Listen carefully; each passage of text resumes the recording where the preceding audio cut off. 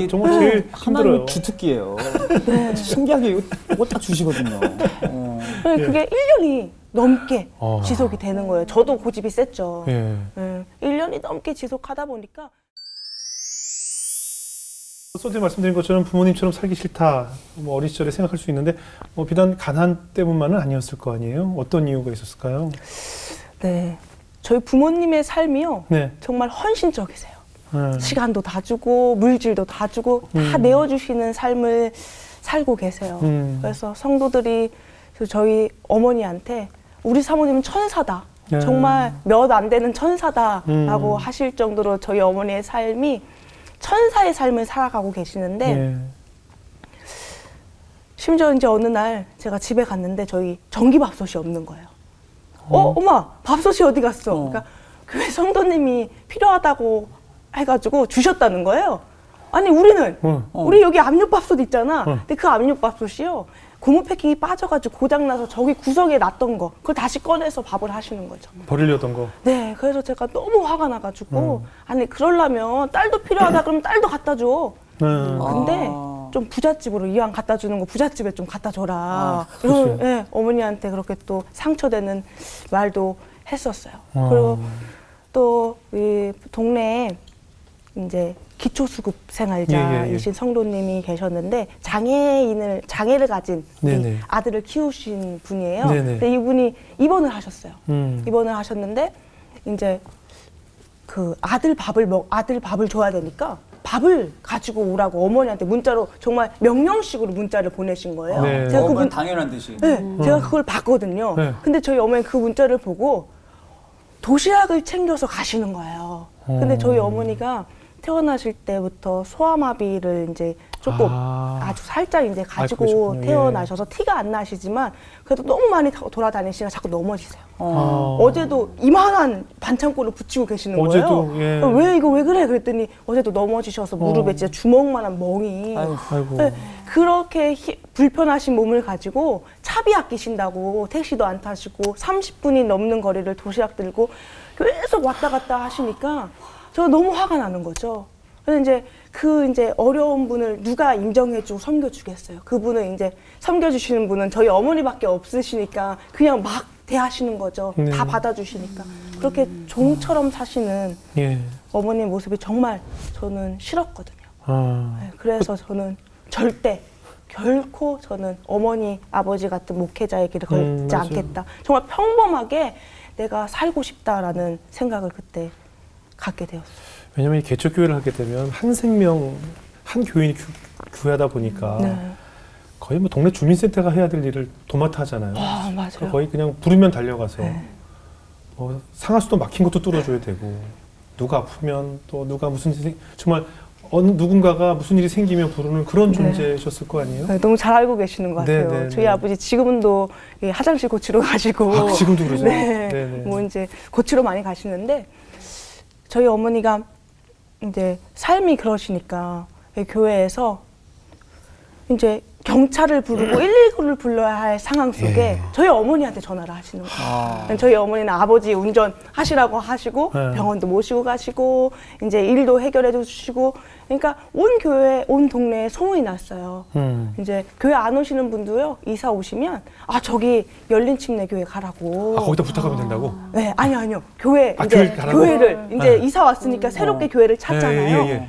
본인은 안 다니시면서 교회를 소개를 해주세요. 네, 그러면 지금 동사무소를 가도 열린 교회 사모님이냐고 저희 어머니 알 정도로 이제 온 동네에 유명하시고. 저희 아버지 목회 비전이 지역을 섬기는 교회시거든요. 이게 이루어진 거죠. 지역을 안 섬길래야 안 섬길 수 없는 시스템이 돼버렸어요. 지금은 이제 어려움이 있으면 이제 옆 주민이 전화를 해줘요. 우리 사모님 불러줄게. 그래서 그 어머니 가셔가지고 또 해결해 주시고 그런 삶을 지금 살고 계세요. 근데 자라면서 뭐 그런 순간이 왜 없겠었어요? 뭐 부모님에 대한 원망이나 또 현실 때문에. 근데 그렇게 이제 나는 절대 목회를 하지 말고 주님의 길을 걷지 말아야지라고 결심했는데 이제 결국 목사님이 되셨잖아요. 어떤 계기로 어떻게 그때 확고히 하나님께 소원 기도를 하셨어야죠. 절대 안 합니다, 하나님 이렇게. 절대 안 합니다를 제가 절대 안 합니다가 제 구호였어요. 아, 그래요? 네, 정말로. 제가 이제 고등학교 들어서면서 학업이 제가 이제 대학을 진로를 결정을 해야 되잖아요. 네네. 이제 담임 선생님도 그렇고 주변 분들이 물어보세요. 너 이제 진로가 뭐니? 예. 부모님처럼 목회할 거야? 그러면 제가 정말 제 구호. 저는 절대 안 합니다. 예, 예. 저는 평범하게, 네. 평범하게 살 거예요. 네. 이게 제 구호였는데 예. 17살 때 예. 제가 알 수 없는 질병의 고통을 시간을 보냈어요. 예. 그러니까 배가 콕콕콕 찌르면서 짜고 막 그래서 배를 부양 잡고 쓰러지고 병원 가면요 병명이 없다는 거예요. 머리부터 발끝까지 다 검사를 해도 병명을 알 제일, 수가 이게 정말 제일 힘들어요. 하나님의 주특기예요. 네. 신기하게 이거 딱 주시거든요. 그게 1년이 넘게 지속이 되는 거예요. 저도 고집이 셌죠. 예. 1년이 넘게 지속하다 보니까 정말 제 생활이 온전치 않고 정상적으로 생활을 할 수가 없고 저희 부모님 목회도 힘들어지고 예. 집중을 할 수 없으시니까 그럼요. 너무 힘든 생활을 보냈어요. 근데 저희 어머니 아버지가 금식 기도를 하시고 예. 또 대단하신 게 저를 끝까지 예배의 자리로 데리고 가시는 거예요. 네. 그냥 의사 선생님 안 된다고 해도 외출을 꼭 끊어가지고 저를 데리고 교회에 가시고 네. 그냥 교회 예배 시간에도 한번 쓰러지고 네, 근데 그렇게 해주셔서 제가 하나님과 더 교제하고 기도할 수 있는 시간이 많았어요. 네. 근데 어느 날 기도하던 그 날에 하나님이 제가 강단에서 말씀을 선포하시는 그 모습을 보여주시더라고요. 예. 그리고 제게 이제 목회에 대한 강한 그 소명, 그 마음을 주셨어요. 근데 거기서 안 했어야 되는데. 귀 막아야지. 네. 제가 저도 모르게, 정말 저도 모르게 서원을 했어요. 하고 제가 놀랬어요. 나도 모르게 툭 나온 거예요? 네, 하면 안 되는데. 그리고 비밀이었어요, 그때는. 저도 모르고 했으니까. 근데 그러고 다시. 아무도 들은 사람 없으니까. 네, 부모님이 말씀 안 드렸죠. 네. 그리고 돌아갔어요, 병원으로. 네. 그 다음날 제가 퇴원을 했어요. 예. 퇴원을 하고 한 번도 병원에 실려간 적이 없어요. 네, 정상적으로 정말 놀랍게도 치유되고 정상적으로 몸이 돌아왔고 나중에 제가 그거를 이제 부모님께 말씀드렸거든요. 제가 서운했다. 예. 깜짝 놀라시는 거예요.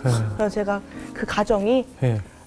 정말 고집센 저를 하나님의 종으로 부르시는 가정이라고 확신을 하고 제가 대학교 신학교를 가기로 이제 목회자의 길을 준비하기로 결심을 했죠.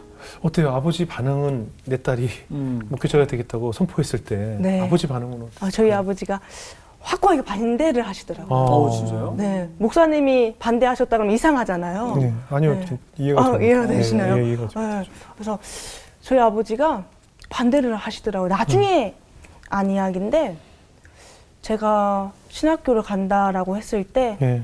이제 기도하시면서 매일 밤 우셨대요.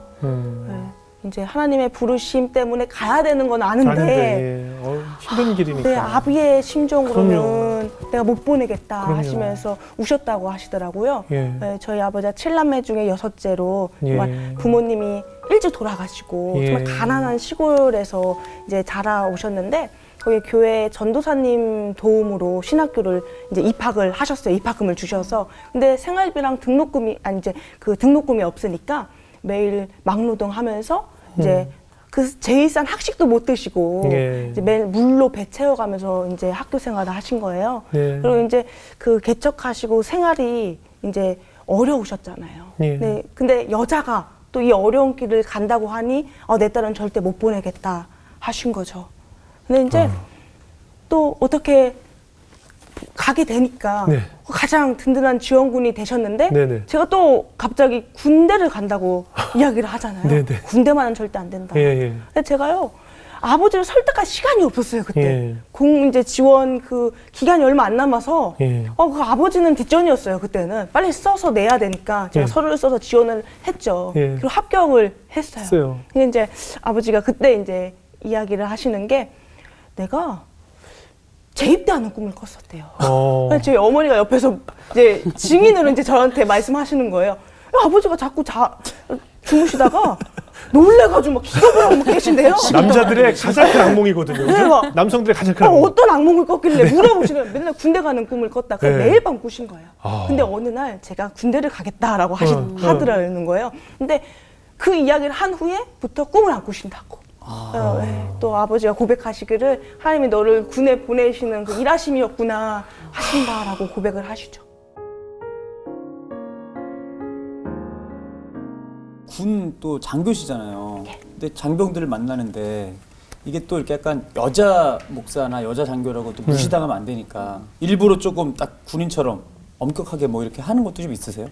말씀 전할 때도 하나님이 성령을 통해 뭐 이런 뭐 약간 아니요, 저는 궁금해요 그게.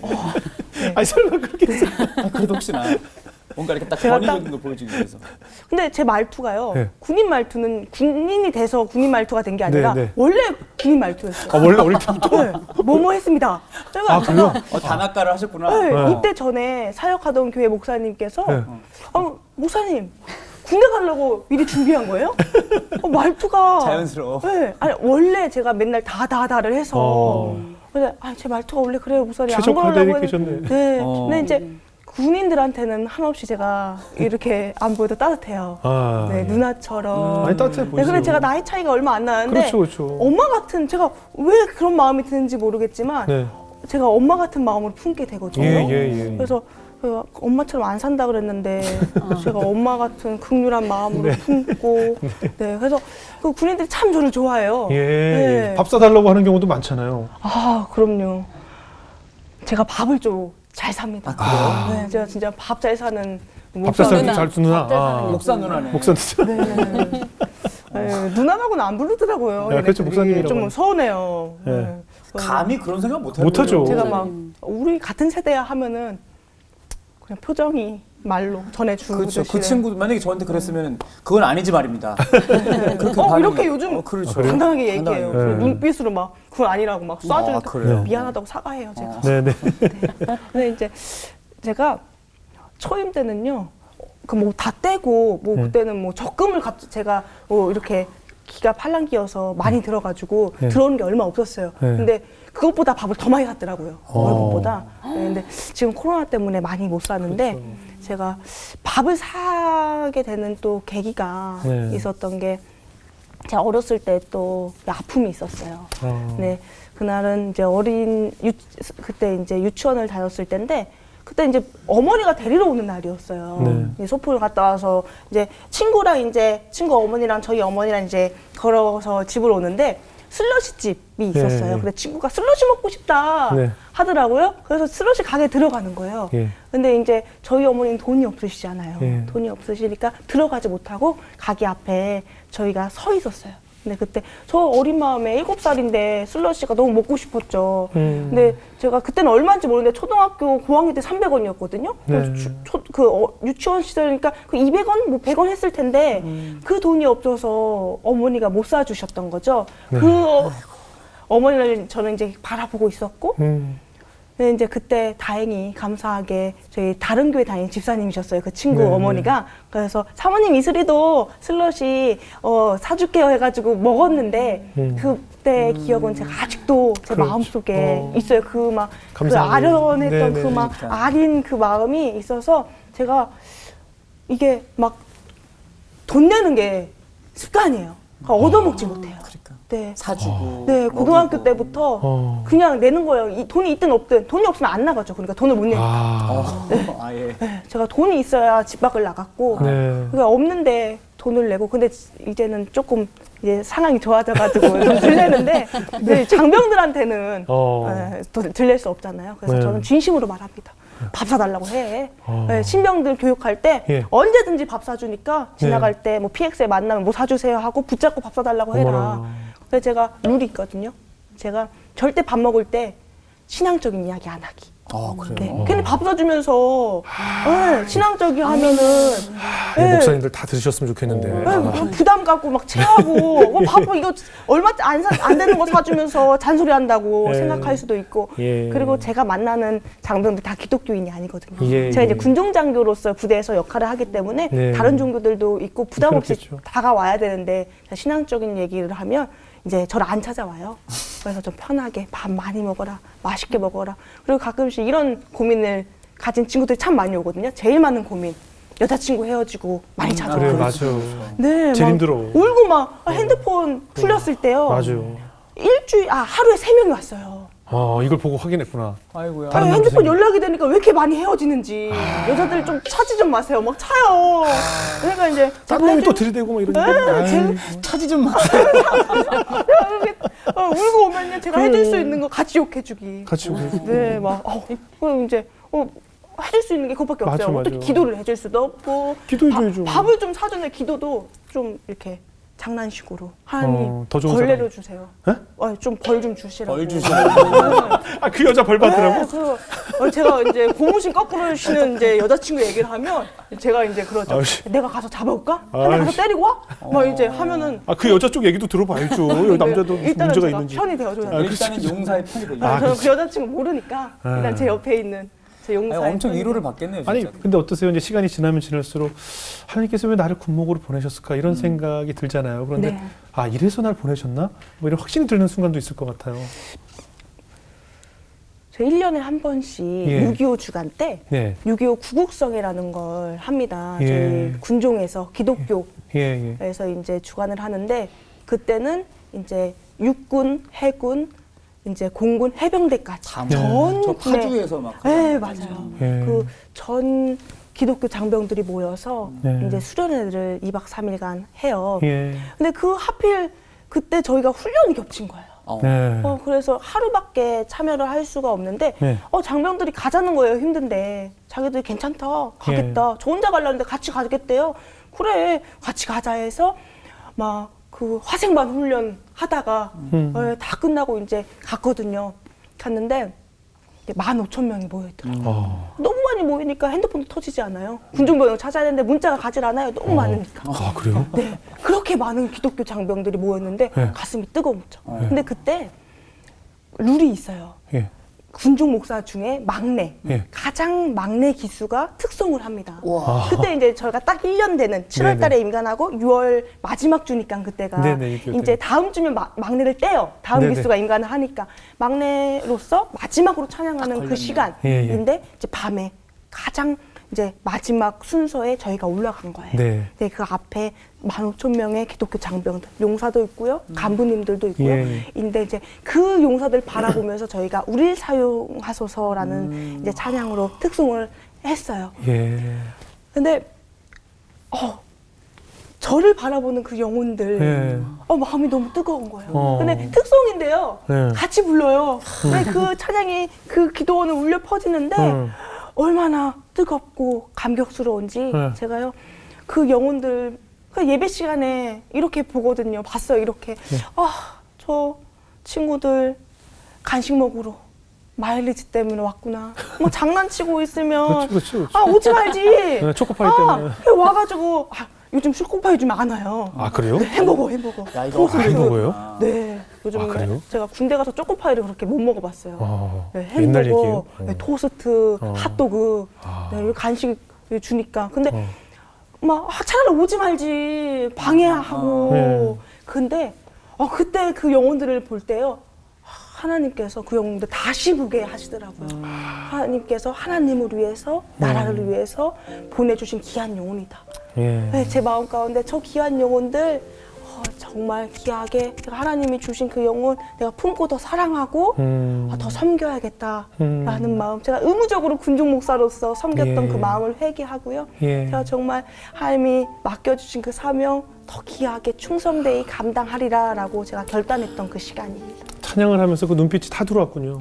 네, 예, 그게 은혜로도 다가오고. 그 자리에 앉아 있었으면 네. 되는데 그 예. 영혼들이 그 앞에 또 그 예, 예. 이제 기도원 가면 막 사모함으로 네, 막 앞에 네, 가잖아요. 네, 네, 네. 막 그 앞까지 와가지고 아. 막 찬양을 하는데 제가 그 너무 감격스러웠어요.